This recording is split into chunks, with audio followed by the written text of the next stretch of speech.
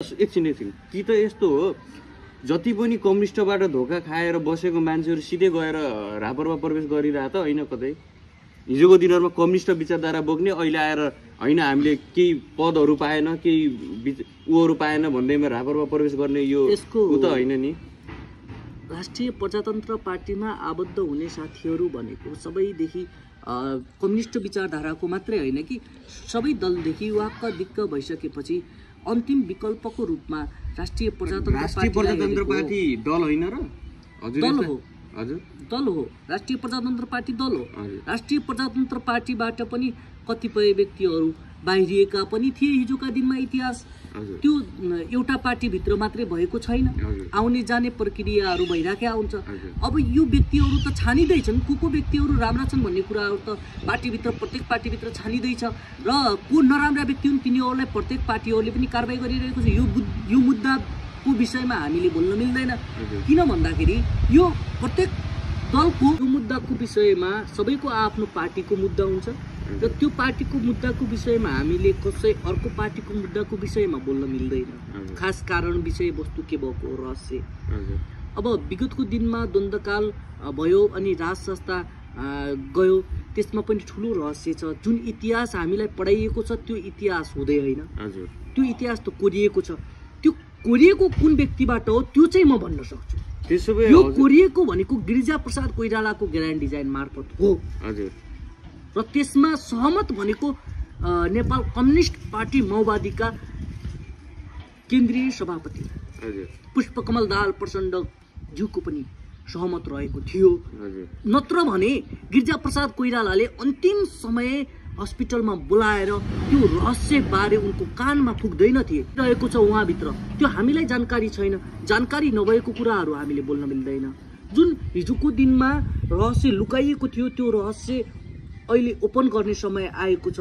अहिले तपाईँ हामी जस्तो युवाहरू भनेको सत्यको लागि हिँडौँ। म त भन्छु कि तपाईँहरू राष्ट्रिय प्रजातन्त्र पार्टी, म राष्ट्रिय प्रजातन्त्र पार्टीमा भएको कारण चाहिँ नि तपाईँ राष्ट्रिय प्रजातन्त्र पार्टीमा आउनुहोस् म भन्दैन। म भनेको साधारण सदस्यता जो अहिले वितरण गर्ने साधारण क्रियाशील बाँड्ने यो नियम छ पार्टीहरूमा, यसको पनि खिलाफको मान्छे हो। किन त्यो कारण चाहिँ किन रहेछ? एउटा कुनै पनि पार्टी र दललाई कमिटी आवश्यक पर्छ। नगर कमिटी बनाउनुहोस्, क्षेत्रीय कमिटी बनाउनुहोस्, जिल्ला कमिटी बनाउनुहोस्, प्रदेश कमिटी बनाउनुहोस्, केन्द्रीय कमिटी बनाउनुहोस्, कुनै आपत्ति छैन। तर त्यो कमिटीमा जाने व्यक्ति भनेको नेतृत्व गर्ने इच्छाले जानुपर्छ। बाँकीको जनताहरूलाई क्रियाशील दिएर अनि सदस्यता वितरण गरेर उनीहरूलाई यो पार्टीको हुँ भन्न बाध्य गराउनु हुँदैन। जनता जनता बनेर बस्न पाउनुपर्छ। त्यसो भए हजुरको यो सोच चाहिँ राप्रपा पार्टीमा क्रियाशील र सदस्यता कम भएका कारणले अरू पार्टीमा धेरै देखिएको कारणले गर्दा होइन, यो सोच मेरो होइन। हाम्रो राष्ट्रिय प्रजातन्त्र पार्टीभित्र पनि सदस्यता बाँडेको छन्। हजुर होइन, यो सोच र सिद्धान्त भनेको एउटा युवाको सिद्धान्त हो। त्यो सोच र सिद्धान्त भनेको मेरो सिद्धान्त। हजुरको सिद्धान्तलाई यो पार्टीभित्र मान्ने हुन्छ कि हुँदैन त्यो त हामी युवाहरूले पनि मागका रूपमा राख्ने हो। हजुर पनि यो आफ्नो सिद्धान्तहरू मानेन भनेर के अरे यो अवसरवाद भएर अर्को पार्टी त प्रवेश गर्नु हुँदैन। मबाट त्यस्तो हुँदैन। हिजोको दिनहरुमा हामीले देख्यौं नि, हामीले हिजोको दिनहरुमा देख्यौं हजुरले कम्युनिस्ट छोडेर अहिले यो राप्रपा पार्टी प्रवेश गर्नु भएको छ। म त्यतिताक भनेको भर्खरै एडोलसेन्स एजमा थिएँ। हजुर जति बेला म लम्की बहुमुखी क्याम्पसमा अध्ययन गरिराखेको थिएँ त्यहाँ पूर्व नै त्यतिताक भनेको यो पार्टी सिद्धान्त विचार भनेको के हो भन्ने बारे खासै जानकारी पनि थिएन। अब अहिले पनि हजुरहरूले देख्नु भएको छ विभिन्न व्यक्ति आउनुहुन्छ, यो चाहिँ स्टुडेन्टहरूलाई सोझासाझा स्टुडेन्टहरूलाई यो पार्टीमा आउनुहोस् त्यो पार्टीमा आउनुहोस् भन्नुहुन्छ नि त। त्यसै गरी लयमा लागेर एउटा नेतृत्वमा गइयो। तर पनि मैले आफ्नो बुद्धि विवेकले भ्याएसम्मका केही विकास चाहिँ लम्की बहुमुखी क्याम्पसमा गरेको छु। त्यो लम्की बहुमुखी क्याम्पसमा डस्टबिन, झाडु आदि जो थिएनन् ती मैले बजारका केही व्यापारीहरूसँग सहयोग स्वरूप जुटाएर विद्यार्थीको माझ प्रस्तुत गराइदिएको थिएँ। त्यो विरोध कार्यक्रम शान्तिपूर्ण गर्नुपर्छ भन्ने माग मेरो थियो। किन भन्दाखेरि म पूजाआजामा विश्वास गर्ने मान्छे हो, भगवानमा विश्वास गर्ने मान्छे हो। म चाहिँ त्यो कसैलाई दुःख देऊ भन्ने मेरो धारणै हुँदैन। त्यो दिन मैले त्यो देखिसकेपछि शान्तिपूर्वक गर्छु भनेर उनीहरूले भनेको तर नगरेको देखिसकेपछि मलाई त्यो यो भनेको कम्युनिस्ट विचारधारा हुँदैन। कम्युनिस्ट विचारधारा भनेको त एग्रिकल्चरल रिभोल्युसन, इन्डस्ट्रियल रिभोल्युसन मैले पढेको छु। यो हुँदैन, यसमा उचित छैन भन्ने लागिसक्यो। त्यति बेला नै हाम्रो राजेन्द्र लिङ्गदेनज्यू उहाँले प्रष्ट रूपमा इमान्दारितापूर्वक एउटा कसम खानुभएको थियो, भ्रष्टाचार गरेर खानु आमाको रगत खानु सरह। र उहाँ अहिले पनि त्यो वचनमा अडिग हुनुहुन्छ। म अरू व्यक्तिहरूको त ग्यारेन्टी दिन सक्दिनँ, तर राष्ट्रिय प्रजातन्त्र पार्टीका अध्यक्ष, केन्द्रीय अध्यक्ष राजेन्द्र लिङ्गदेन जस्तो व्यक्ति, हजुरले त्यसो भए ज्ञानेन्द्र साईको पनि ग्यारेन्टी लिन सक्नु हुँदैन। उहाँले आमाको रगत खानु सरह भनेर कसम खानु भएको छ। ज्ञानेन्द्र साईले पनि कसम खानु भएकै छ। ज्ञानेन्द्र साईले कसम खानुभयो भएन, उहाँलाई यो बीचमा ल्याउँदै नल्याउँ हामी। मैले के भने प्रष्ट रूपमा भने हजुरको पार्टीकै मान्छे हो नि त। हजुरले आफ्नो पार्टीको एउटै मान्छेलाई भरोसा गर्नुहुन्छ, त्यसो भए अरूको कसैलाई पनि भरोसा गर्नु। अरूलाई पनि भरोसा गर्छु, तर चाहिँ जुन शब्द उहाँले बोल्नु भयो नि, देशमा आमूल परिवर्तन भयो नि, त्यसको पछाडिको जुन श्रेय जान्छ त्यो राजेन्द्र लिङ्गदेनज्यूलाई मात्रै जान्छ। कुरा बुझ्नु भने जस्तै तपाईँले यो समाजमा गएर कुनै आवाज उठाउनु भयो पहिलो पटक, त्यसको पछाडि हजारौँ युवाहरूको लड्को लायो, हजुरलाई साथ दिनुभयो उहाँले भने हजुरकै आवाज बोल्न थाल्नुभयो भने त्यो सिद्धान्त कसको भनेर लेखिन्छ इतिहासमा, हजुरको नामको सिद्धान्त भनेर लेखिन्छ। किन भन्दा आजभन्दा विगतका दिनमा हेर्ने हो भने विभिन्न सिद्धान्तवादीहरू जन्मिनु भएको छ। उहाँहरूले आफ्नो एउटा सिद्धान्त जन्माउनु भएको छ नि त।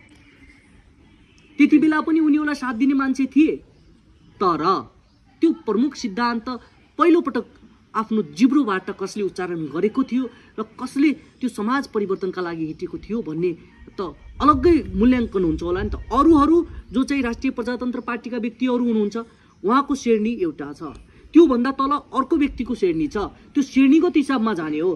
राष्ट्रिय प्रजातन्त्र पार्टीका केन्द्रीय अध्यक्षज्यूको मैले त्यो एउटा इमान्दारिताले भरिएको वाणी सुनिसकेपछि, र म आफू पनि ब्राह्मण हो, पूजाआजा गर्ने मान्छे,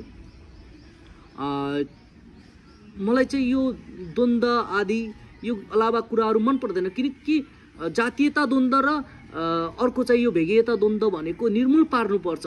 हामी सबै एक हो भन्ने धारणा भएको हुँदाखेरि चाहिँ म राष्ट्रिय प्रजातन्त्र पार्टीमा आबद्ध भएको। त्यसो भए अनि हजुरको पार्टी लगायत दुर्गा परसाईहरू मिलेर नै अब राजा ल्याउने नै हो त? राजा ल्याउने सन्दर्भमा कस्तो छ त भन्दाखेरि दुर्गा परसाईजी पनि लाग्नु भएको छ, राष्ट्रिय प्रजातन्त्र पार्टीबाट लागिराख्नु भएको छ। दुर्गा परसाई अहिले लाग्नुभयो, राष्ट्रिय प्रजातन्त्र पार्टी अहिले लागेको होइन। राष्ट्रिय प्रजातन्त्र पार्टीले त सङ्घर्ष गरिरहेको छ नि।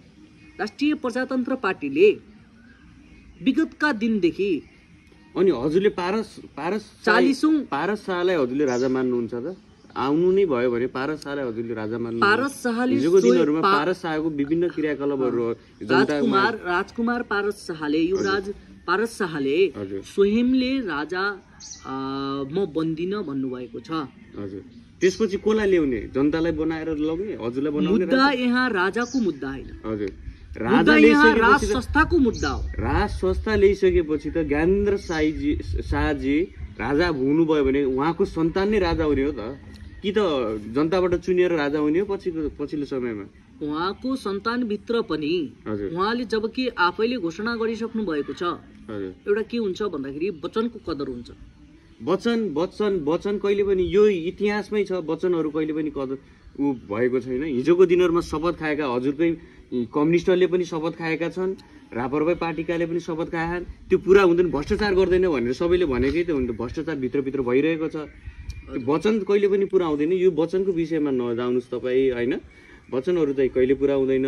तर ज्ञानेन्द्र शाहपछि हामीले राजा कसलाई मान्ने त्यो विषयमा? हृदेन्द्र शाह, पारस शाहलाई नमान्ने हामीले राजा? त्यसो भए पारस शाहज्यूको टपिकमा के छ भन्दाखेरि उहाँले स्वयंले राजा बन्दिन भन्नुभएको छ र अहिलेसम्म राज संस्था चाहियो भनिरहेका छन्। या श्रीपाद ज्ञानेन्द्र वीरविक्रम शाहदेव या हृदेन्द्र शाहदेव। हृदेन्द्र शाहदेवलाई पनि हजुरले राजा मान्नु तयार हुनुहुन्छ? म मान्न तयार छु। कारण किनभने चाहिँ उहाँ युवा हो हजुर र युवाको जेनेरेसनमा के भइरहेको छ भन्ने कुरा पनि उहाँलाई थाहा छ हजुर र राज संस्थाको इतिहास पनि उहाँलाई थाहा छ हजुर र विगतका उहाँ त मिडियामा पनि आउनु भएको छैन न कुनै ठाउँमा उहाँले बोल्नु भएको छ हजुरलाई कसरी थाहा भयो उहाँलाई थाहा छ भनेर त्यो पनि भन्नुहोस् न एउटा युवा भएको कारण अहिले जस्तै तपाईँ यो समाजमा जन्मिनु भएको छ म पल्लो समाजमा जन्मिएको होला हजुर भए तापनि यो समाजमा जन्मिएको अहिलेको नेपाली परिवेश कस्तो छ भन्ने कुराहरू त तपाईँले पनि भोग्नु भएको छ मैले पनि भोगेको छु नि त त्यसैले तपाईँमा के बितिरहेको छ भन्ने कुरा यहाँ बसेर पनि थाहा हुन्छ भले अहिले तपाईँमा त्यो कुरा नबित्ला जुन ममा बितेको छ तर एक न एक समय त्यो बित्छ त्यसैले पीडा बनेर कायम रहने सिद्धान्त के हुन् त तिनी नै हुन् र ती पीडाहरूलाई समेटेर सुधार गर्नुपर्छ हृदेन्द्र राजकुमार हृदेन्द्रज्यूले त्यो सुधार गर्न सक्नुहुन्छ जस्तो मलाई लाग्छ तर त्यसको लागि पनि जनताहरू एकजुट त हुनु पर्यो नि जनताहरूले पनि त बान्नु पर्यो मैले चाहिँ भन्दिनँ अहिले चाहिँ नि हृदेन्द्र नै आउनुपर्छ अब तपाईँले प्रश्न सोध्नुभयो को हुँदा उचित होला भन्नुभयो मैले चाहिँ जे मलाई जिज्ञासा लागेको थियो मैले आफूले त्यही भने होइन म चाहिँ भन्दिनँ कि राज संस्था हृदेन्द्र हुनुपर्छ या ज्ञानेन्द्र शाह हुनुपर्छ किन भन्दाखेरि राज संस्था चाहिएको त्यसमा यसको पछाडि हजुरले बुझ्न जरुरी छ अहिले पनि राज संस्था छ वैधानिक राज संस्था चाहियो यदि हाम्रो देश जुन अहिले यी नेताहरूले बेच्ने डलरहरूसँग कमिसन खाने अनि देशको सिमाना बेच्ने एक्टिभिटी भइरहेछ नि त्यो एक्टिभिटीबाट बचाउनको लागि राजा चाहिएको हो देशभित्रको माहौल तत्पश्चात पनि देशभित्रको माहौल बनेको प्रधानमन्त्रीले नै हेर्ने हो खाली हामीलाई राष्ट्रपतिको ठाउँमा राजा चाहिएको देशको सीमा सुरक्षाको निर्णय गर्ने अधिकार छ भन्ने त तर हिजोको दिनहरुमा देशको सीमानामा मास्टर त उहाँहरु नै हैन र नाकाबन्दी गर्ने उहाँहरु हैन र भारतीय बीजेपी पार्टी यो जुन हजुरले कुरा गर्नुभयो यो सन्दर्भमा कुनै पनि इन्फर्मेसन नमिलेको हुँदा नपाएको हुँदा यो विषयमा हामीले बोल्न सकिदैन र अर्को कुरा हामी कुनै पनि विषयवस्तुमा गम्भीर हुनुपर्छ त्यसको अध्ययन गर्नुपर्छ अध्ययन बिना बोल्न सकिदैन या इतिहासले बोल्नु पर्यो या पुस्तकले बोल्नु पर्यो यतिकै मैले भनेर पनि राजा आउने हैन त्यसैले हजुरले जो कुराहरू गर्नुभयो एकदमै सान्दर्भिक थियो र जनताले चाहेको पनि जिज्ञासा त्यही हो अहिलेको व्यवस्था प्रणाली यो भित्र पनि यदि यो भ्रष्ट व्यवस्था प्रणाली हुने हैन भने यो पनि ठिक छ हजुरसँग यो कुराकानी गरेर एकदमै रमाइलो लाग्यो हजुर विगतको दिनहरुमा हजुर राम्रै ठाउँमा जानु होला हजुरको पार्टीको सिद्धान्तहरु पनि राम्रै होस् र हजुरले अहिले जुन यालाम यो लम्की मल्टिपल क्याम्पसमा अहिले उम्मेदवारी दिनु त्यसको लागि हजुरलाई अग्रिम शुभकामना छ विजय नै होस् भन्ने हाम्रो आश छ ल अब धन्यवाद